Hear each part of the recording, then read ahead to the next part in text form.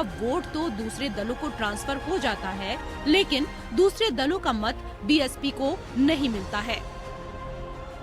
कि अब यहाँ आगे सभी छोटे बड़े चुनाव पूर्व की तरह सीधे बैलेट पेपर से ही कराए जाए। बीएसपी के मुख्य चुनाव आयोग से तथा केंद्र की सरकार से भी ये पुरजोर मांग व सलाह भी है।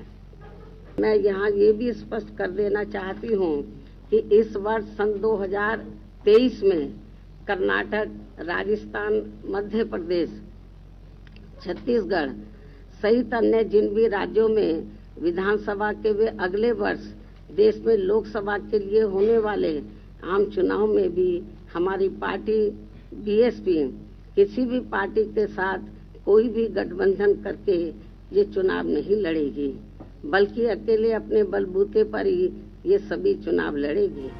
इस बीच समाजवादी पार्टी भी अब अपने पत्ते खोलने लगी है। सपा का ज्यादातर जनाधार उत्तर प्रदेश में है और वो राज्य की प्रमुख विपक्षी पार्टी है। लोकसभा की भी सबसे ज्यादा सीटें इसी राज्य से निकलती हैं। ऐसे में अखिलेश यादव को किसका साथ पसंद है, ये मायने रखता है। अब उसी पसंद की झलक देखने को मिल रही है। अखिलेश को फिलहाल तेलंगाना के मुख्यमंत्री के चंद्रशेखर राव का साथ पसंद आ रहा है। तेलंगाना में बुधवार को सत्तारूढ़ भारत राष्ट्र समिति बीआरएस ने खम्मम में एक जनसभा का आयोजन किया। जनसभा में तेलंगाना के मुख्यमंत्री के चंद्रशेखर राव की उपस्थिति में दिल्ली के सीएम अरविंद केजरीवाल, पंजाब के सीएम भगवंत मान, केरल के सीएम पिनाराई विजयन, समाजवादी पार्टी के अध्यक्ष अखिलेश यादव और सीपीआई महासचिव डी राजा शामिल हुए।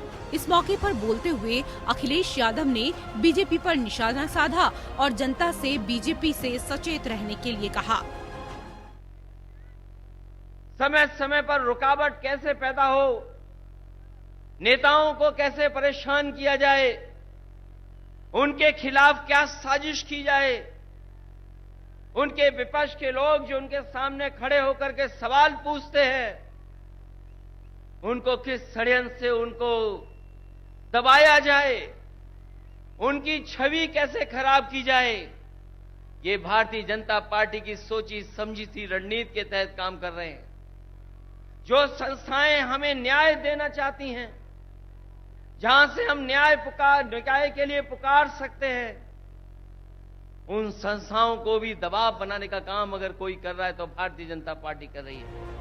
आम आदमी पार्टी के मुखिया और दिल्ली के मुख्यमंत्री अरविंद केजरीवाल और उन्हीं की पार्टी के पंजाब के मुख्यमंत्री भगवंत मान ने केसीआर की रैली में शामिल होकर अपने इरादे साफ कर दिए हैं। मैं जाके इस पूरे कार्यक्रम को दिल्ली में भी लागू करूंगा और अभी अभी भगवंत मान साहब ने ऐलान किया कि इस पूरे कार्यक्रम को पंजाब में भी लागू किया जाएगा। तो आज देश क्या मांग रहा है? देश मांग रहा है रोजगार। Youngest country on the earth India, Bharat, लेकिन युवा बेरोजगार हैं। इन्होंने वादा किया था 2 करोड़ रोजगार हर साल पैदा करने का, वो भी जुमला निकला। इन्होंने वादा किया था किसानों की आमदनी दुगनी करने का, जुमला निकला। इन्होंने कहा था बहुत हुई महंगाई की मार, जुमला। इन्होंने कहा था 15 लाख हर घर के खाते में आ जाएगा, जुमला।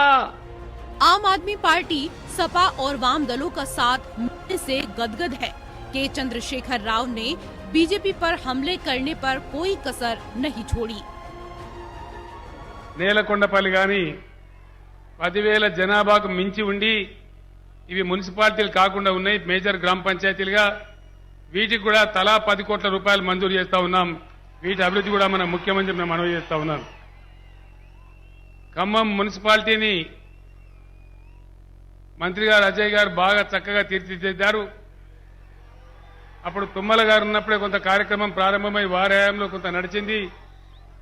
అదే స్ఫూర్తితో అజయ్ గారు కూడా బాగా ముందుకు తీసుకెళ్తూ ఉన్నారు। అక్కడ సత్తుపల్లి మన వెంకట వీరయ్య గారి ఆధ్వర్యంలో సత్తుపల్లి మున్సిపాలిటీ గాని उधर राहुल गांधी की भारत जोड़ो यात्रा सुर्खियां बटोर रही है। कांग्रेस ने समान विचारधारा वाले कुछ राजनीतिक दलों को साथ लाने की पहल की।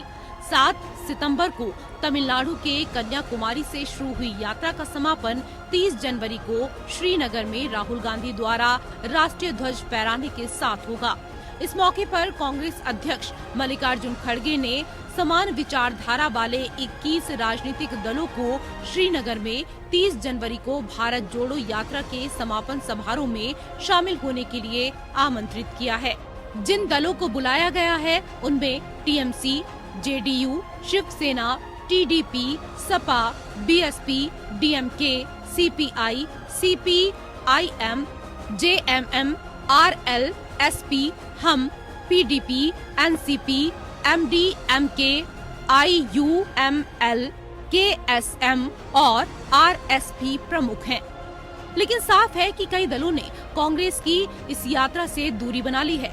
कांग्रेस की तरफ से अखिलेश यादव को यात्रा में शामिल होने का न्योता दिया गया था, लेकिन अखिलेश यादव ने ये बोलकर टरका दिया कि वो इस यात्रा के साथ सिर्फ भावनात्मक रूप से जुड़े हुए हैं, यानी कि उन्होंने कांग्रेस को यूपी में किसी भी तरह का सियासी साथ नहीं दिया। 2017 के चुनाव में जरूर ये साथ पसंद है कहा गया था, लेकिन अब 2024 के रण के लिए सपा खुद सियासी पिच तैयार कर रही है। इस पिच में केसीआर को खेलने का मौका दिया जा रहा है। सीएम नीतीश कुमार को भी मौका मिल सकता है, लेकिन अभी तक कांग्रेस की नो एंट्री है। कुछ दिन पहले एनसीपी प्रमुख शरद पवार ने राहुल गांधी की प्रशंसा करते हुए कहा था कि राहुल की यात्रा ने साबित कर दिया है कि वो कड़ी मेहनत के लिए तैयार हैं और वो सभी विपक्षी दलों को साथ लाने की काबिलियत रखते हैं। लेकिन ऐसा लग रहा है कि कुछ विपक्षी दल कांग्रेस का साथ निभाने को तैयार नहीं। ऐसे में बटा हुआ विपक्ष एक मजबूत बीजेपी और देश के सबसे बड़े नेता नरेंद्र मोदी का कैसे सामना कर पाएगा, ये बड़ा सवाल है। Bureau report.